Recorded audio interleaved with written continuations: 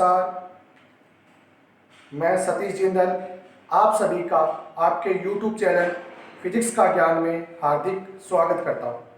बच्चों, आज अपने करेंगे नीट के जो पहले जो होती थी AIPMT। पहले दो पेपर होते थे, एक होता था प्री और दूसरा पेपर होता था मेंस। तो बच्चों, आज मैं आपको 2011 का प्रीवियस पेपर करवाऊंगा आपको, जो अपना होगा मेन पेपर होगा, जिसमें 30 क्वेश्चन आते थे। कितने क्वेश्चन आते थे? 30 क्वेश्चन आते थे। आज इसके बारे में अपने समझेंगे। पहला प्रश्न अपने पास कुछ इस प्रकार से बच्चों, देखिए पहला प्रश्न, मात्रकों की सीजीएस पद्धति में किसी पदार्थ का घनत्व 4 ग्राम प्रति सेंटीमीटर क्यूब है। मात्रकों की एक पद्धति जिसमें लंबाई की इकाई 10 सेंटीमीटर तथा द्रव्यमान की इकाई 100 ग्राम है, तो पदार्थ के घनत्व का मान होगा। देखिए बच्चों, पहला अपने को यह दिया है कि जो पदार्थ का घनत्व है वो है 4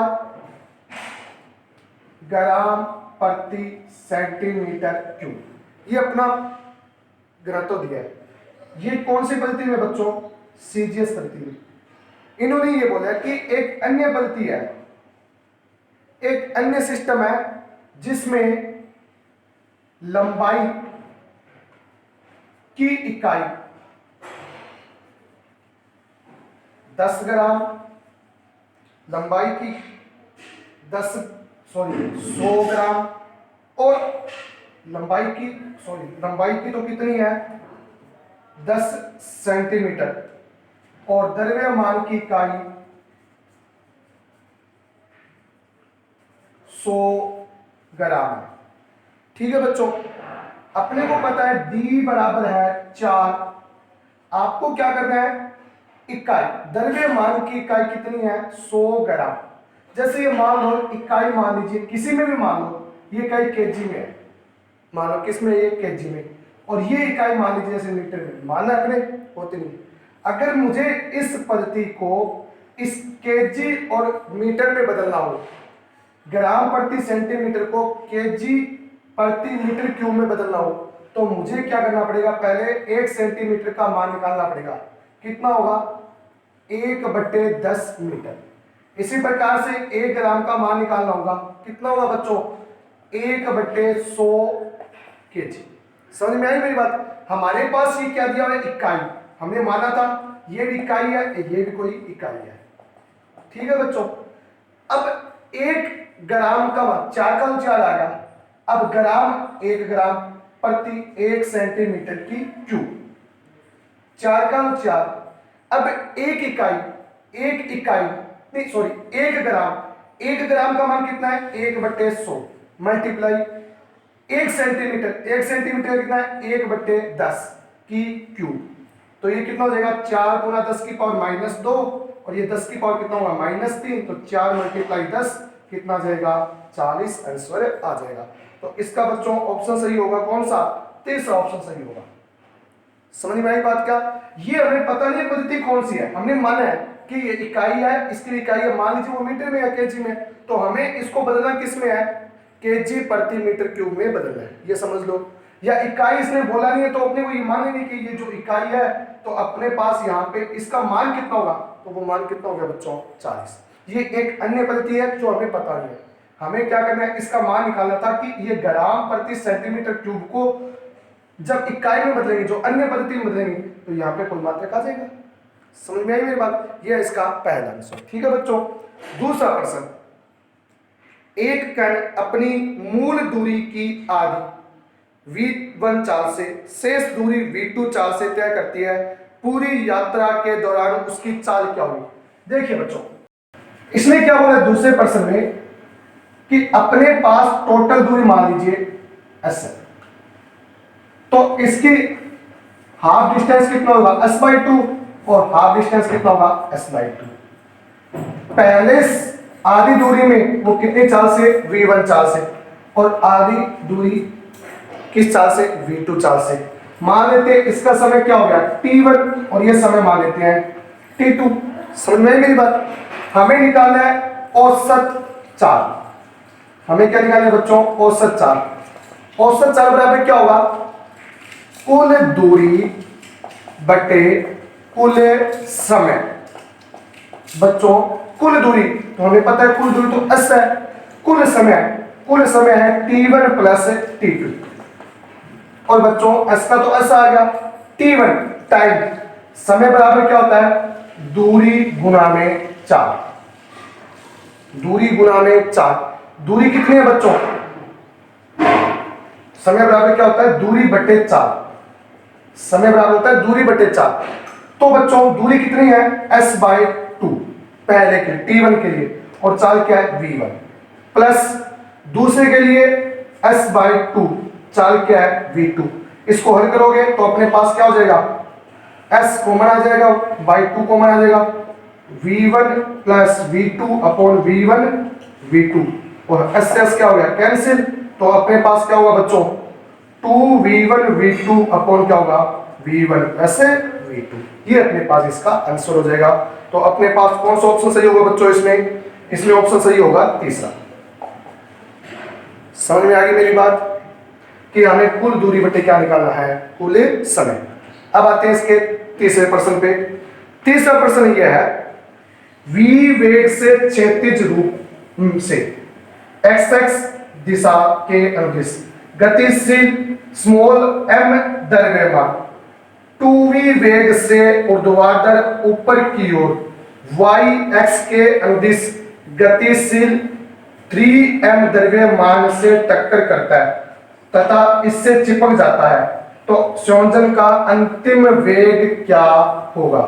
हमें तीसरे प्रश्न में दिया बच्चों, देखिए तीसरे प्रश्न में हमें क्या बोला है कि एक कण है जिसका द्रव्यमान कितना है m, जो x के अनुदिश किस वेग से जा रहा है v1 से।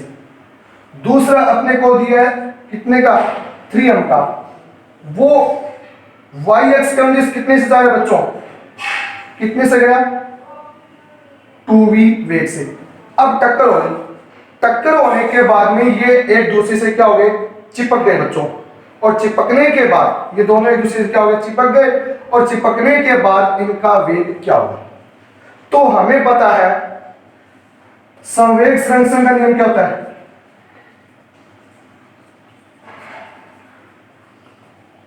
मोमेंट कंजर्वेशन क्या होता है बच्चों, कि m1 v1 vector plus m2 v2 vector बराबर क्या होगा, m1 v1 vector m1 plus m2 v vector.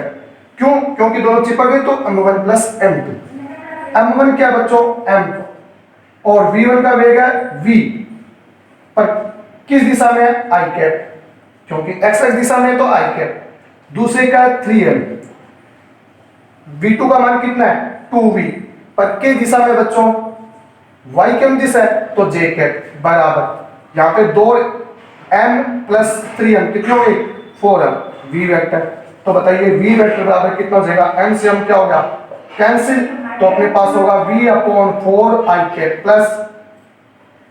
Plus 3/2v और क्या हो जाएगा j कैप। तो अपने पास बच्चों इसका ऑप्शन कौन सा हो जाएगा, v/4 और 3। अपने पास ऑप्शन हो जाएगा बच्चों दूसरा। कौन सा ऑप्शन होगा, दूसरा। समझ में आई बात क्या, हमें क्या लगाना है, आवेश संरक्षण नियम लगाना है कि m1 v1 vector plus m2 v2 vector बराबर क्या होता है m1 plus m2 v vector, और ये अंतिम वेग है तो हमें अंतिम वेग निकाल लेना है। ये किस दिशा में है x दिशा में, तो i कैप, ये किस दिशा में y, तो अपने पास क्या हो जाएगा j कैप। समझ में आई बात बच्चों, इसको हल कीजिए तो अपने पास ऑप्शन कौन सा आ जाएगा, तीसरा।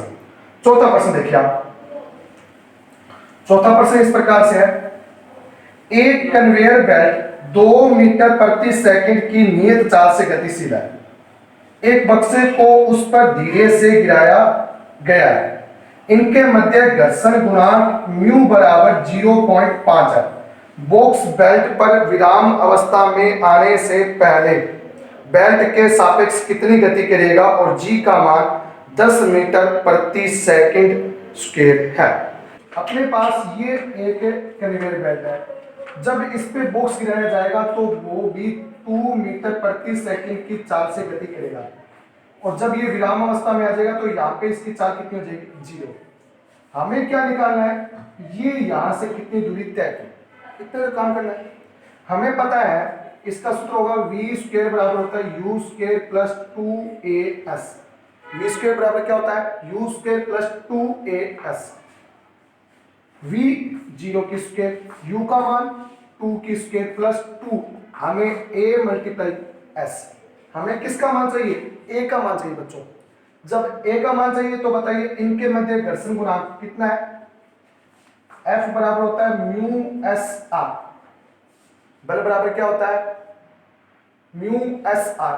म्यू एस कितना है बच्चों, म्यू एस एस में 0.5 और आर आपको पता है ये आर बराबर हो जाएगा किसके, एम जी के, तो मल्टीप्लाई एम, और एम का मान एम मल्टीप्लाई जी, जी कितना मांगा है 10 दिया है, और हमें पता है एफ बराबर क्या होता है एम ए।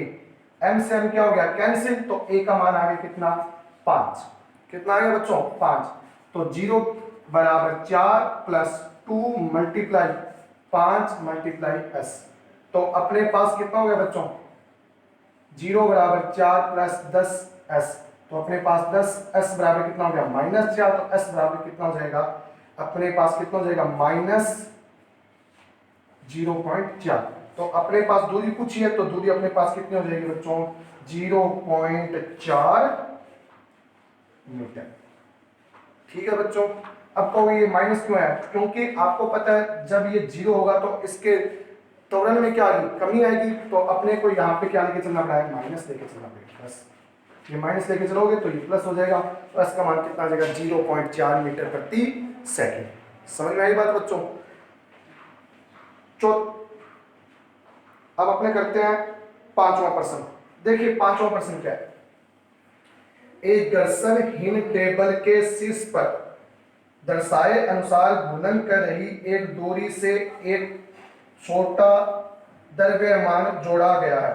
यदि डोरी को खींचकर डोरी में तनाव बढ़ाया जाता है, इस प्रकार वृत्तीय त्रिज्या 2 के घटक में घटती है, तो द्रव्यमान की गतिज ऊर्जा। देखिए बच्चों अपने को क्या दिया हुआ है कि ये एक मेज है और इस पर कोई भी पिंड ये घूम रहा है ऐसे। जब भी कोई पिंड घूमेगा तो आपको पता है उसमें तनाव उत्पन्न होगा, और हमें क्या करना है उसको थोड़ा सा तनाव देकर इस डोरी को खींचकर उसमें तनाव उत्पन्न किया जाएगा। जब तनाव उत्पन्न किया जाएगा तो हमें पता है कि कोणीय संवेग क्या रह जाएगा, नियत रह जाएगा। कोणीय संवेग क्या होगा, नियत, अर्थात क्या हो गया एम वी आर बराबर क्या होगा, नियत होगा। कोणीय संवेग क्या होगा, नियत होगा एम वी आर। तो अपने पास m1 v1 r1 m2 v2 r2। ठीक है बच्चों, द्रव्यमान सेम है v1, और पहली त्रिज्या अपने मान लेते हैं कितने बच्चों, अपने त्रिज्या मान लेते हैं स्टार्टिंग में कितनी है r, बराबर m2 का m, v2 का मान v2, और r2 त्रिज्या कितनी होगी 2 के घटक में घटती है, मतलब कि 2 के घटक में तो r/2। ठीक है बच्चों r/2। m से m क्या हो गया कैंसिल, r से r क्या हो गया कैंसिल, तो v1 बराबर क्या हो गया v2/2, तो v2 बराबर क्या हो गया 2v1। अब गतिज ऊर्जा में बताना में तो kinetic energy 2, kinetic energy first half m2 v2 square upon half m1 v1 square. Kinetic energy 2 upon kinetic energy first, द्रव्यमान सेम है बच्चों, हाफ से हाफ क्या हो गया कैंसिल हो गया। m2 का v2 का मान कितना है 2v1, तो 4v1 की स्क्वायर अपॉन क्या होगा v1 की स्क्वायर। v1 की स्क्वायर से v1 स्क्वायर क्या हो गया कैंसिल, तो काइनेटिक एनर्जी 2 बराबर क्या हो जाएगा 4 काइनेटिक एनर्जी फर्स्ट, अर्थात 4 के रूप में बढ़ेगी बच्चों, और 4 के रूप में बढ़ेगी तो वो कौन सा हो जाएगा ऑप्शन नंबर 4। समझ में आई मेरी बात।